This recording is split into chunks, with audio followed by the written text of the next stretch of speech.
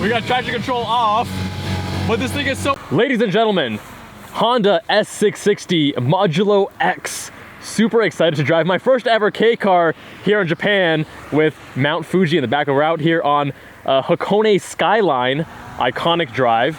This is the Modulo X. We got special cross-drilled rotors, special wheels, some aero bits and styling in the front and such. And this is the farewell to the Modulo X, which stopped production in 2022. Came out in 2015, 7 years, good long run. And I love this thing. It is powered by a 3-cylinder turbocharged engine, 658 cc, because this is a K car. So as a K car, you can't have an engine more than 660 cc's. Also, dimensions are restricted. So I believe it's 137 inches by 59 inches. The S660 is actually smaller than what the regulations require. And that's Honda, you know, really focusing on the driving experience, making it lightweight, compact, even more compact than you would normally expect. 63 horsepower, 76 pound-feet of torque, made it to a 6-speed manual transmission. Also comes with a CVT, but why would you do that for a car like this? I was just at the Japanese Grand Prix, and the 4 Red Bull and RB drivers were actually doing the parade lap in an S660, which I thought was super cool.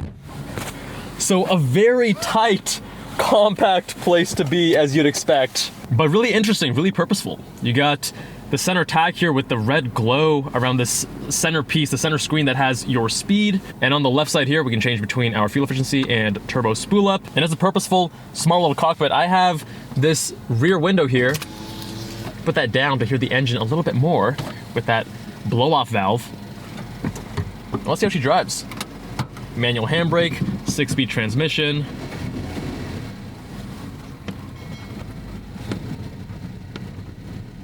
This thing, in comparison to a Mazda Miata, it looks small. Like, this thing makes a Mazda Miata look large. How crazy is that?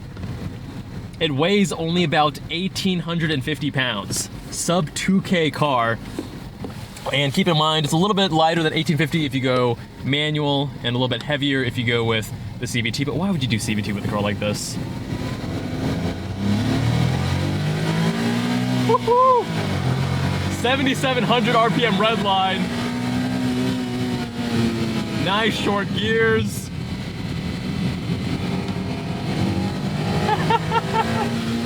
We got traction control off, but this thing is so underpowered. And even with these skinny tires, it feels a little bit overtired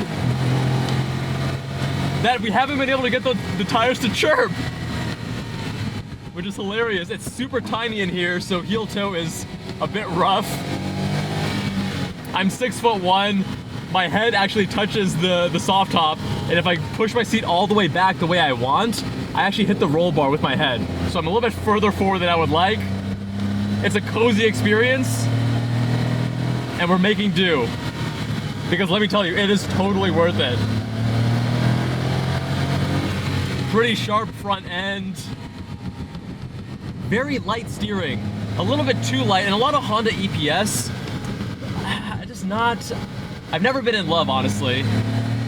Not much feel, but it is very direct, good accuracy. I'm a fan of that.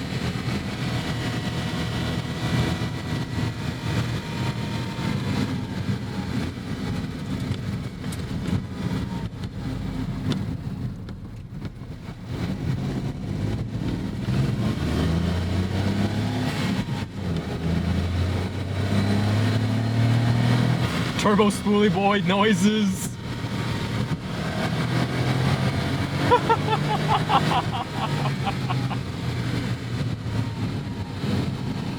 Now, even though it's turbocharged, the nice thing is they've maintained that character.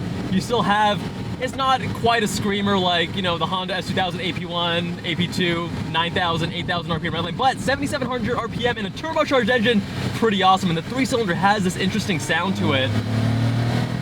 Even a bit metallic once you get past 5K.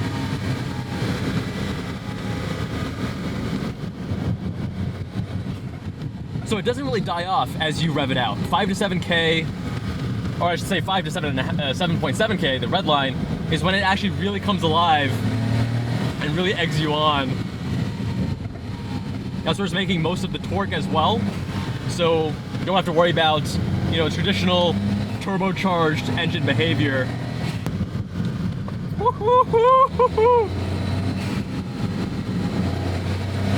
We have a 45-55 weight distribution, front to rear, which is actually ideal. A lot of people think 50-50 is the best, but you actually want a tight polar moment of inertia. That's why a lot of high-end sports cars, supercars, race cars are mid-engine. And you want a slight bias to the rear, like we have here. 55 to the back. Such a nimble, light, tossable car. Oh my God.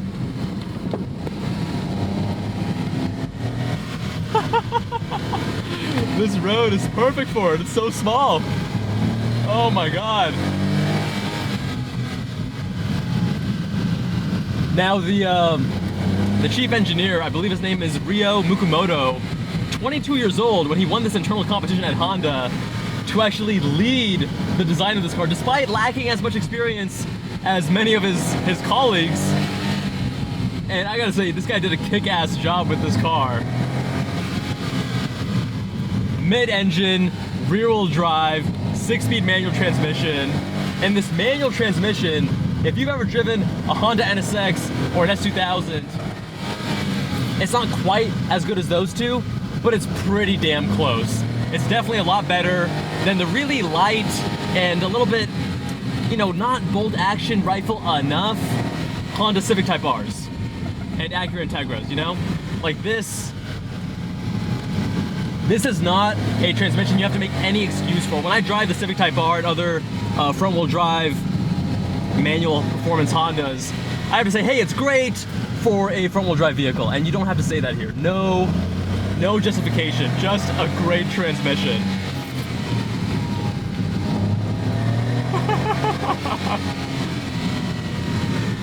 Steering does not weight up at all. Very small amount of feedback through the wheel.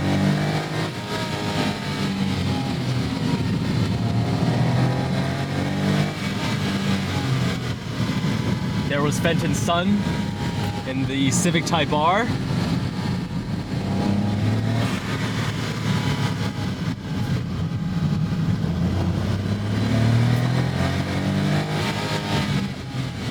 By the way, for those who are wondering, this is my first time in Japan. I have several more videos coming out about the experience here.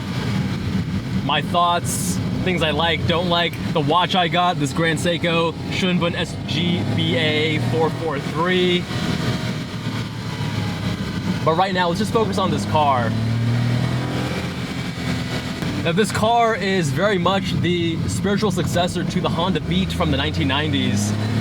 And let's actually put this up just to make sure you guys can hear me. There we go. And in name, it follows the trend of the S2000, you know, powered by the 2-liter. This is the 6.6, or sorry, 660 cc, 0.66 liter. The second ever Honda made, the Honda S500, started that nomenclature. I would love to drive one of those if I fit in it.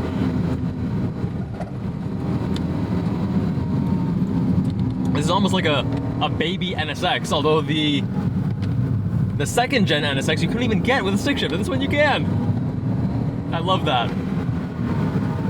Now, this is obviously only offered in Japan. K cars only offered in Japan. They were designed for the restrictions that the Japanese faced when it comes to space, especially in places like Tokyo.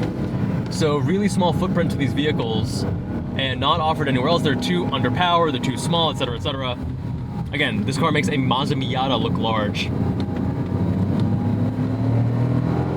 And while sure, it would be nice with a little bit more power, it also is still insanely fun just as it is. You really gotta bring it out, whether you're on the tight canyons like this, or driving around the city. You can just really beat on it, and you gotta love that.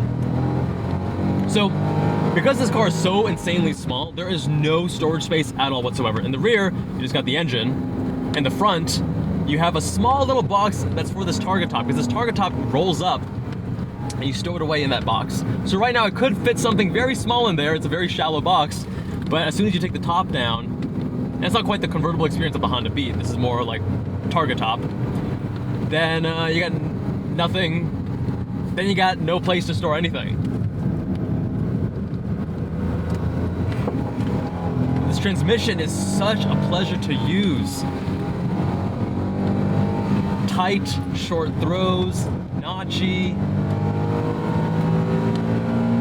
Going uphill now, you can feel that lack of power a little bit more. That blowout valve.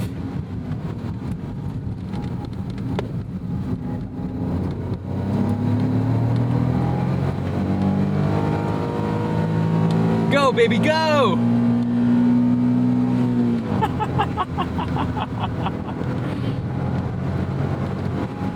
This car looks so cool.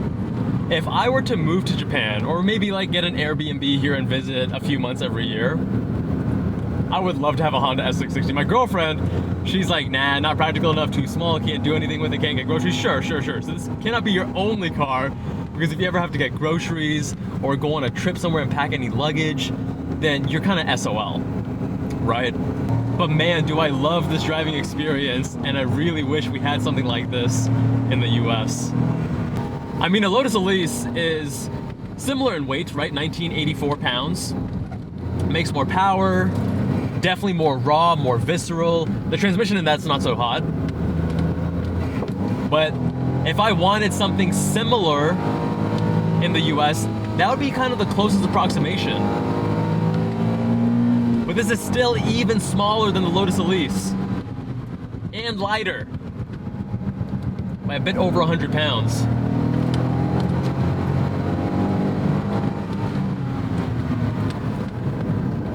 Dude, this thing has so much grip for its tiny little chassis, and you can feel the chassis itself is actually pretty stiff too. This uses both aluminum and steel, and they say it's actually designed to be a stiffer chassis than the Honda S2000, which at the time was an impressive chassis. Of course, much older technology.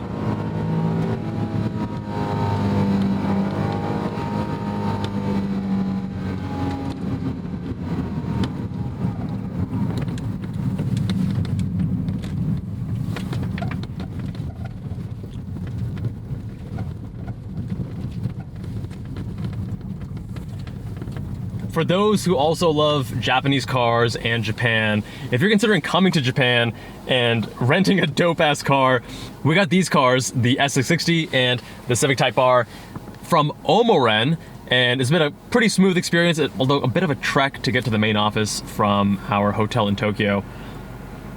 But you gotta come out here, drive these amazing canyon roads, drive some cars that you can only get here in Japan. This S660, very special vehicle, a lot of fun, love the inputs, love the driving experience. Is it a little bit underpowered? Sure, but that's still part of the charm and part of the fun. I think people focus too much on power when I think the experience is more important. When the car is short gears and low on power, you're really encouraged to just rev the shit out of it, and it's just so much fun. Nowadays, I mean, when this came out, I think it was $26,000 for this Modulo X Final Edition, kind of pricey for what it is. But I think now the used market, I'm seeing quite a wide range, 10 to 20K. Keep in mind, the regular base, not the Modulo X, but the regular S660 was being sold for about 17K, is what I heard. But the other thing you gotta love about the styling of this car is that unlike many modern sports cars, it actually has functional vents. What an interesting concept! And the other thing with the Modulo X is the Bordeaux red color touches. So right here on the target top, also coming to the interior, these special seats that have Modulo X on them, Modulo X on this floor mat here. On the steering wheel, you actually have a little bit of red at the top and bottom. On the handbrake and on this dash here, also gotta love that the wheel is this nice compact 350 millimeter diameter. It does also come with adjustable dampers. I believe adjustable, not adaptive, because I don't see any switches here, but I think it has 5 stages of adjustment, which we haven't really played around with. I will say though that the ride quality is good. It's firm, sporty, but not too crashy. It's well damped, and a big part of that is that the car is so light that they don't have to over dampen or over stiffen the car in order for it to handle the way that it should. My friends, let me know what you think of the S660 with a comment down below. If you want your car reviewed, visit us on Jubbal and Cars. Fill out the form on the home page. Much love, my friends. See you all in that next one.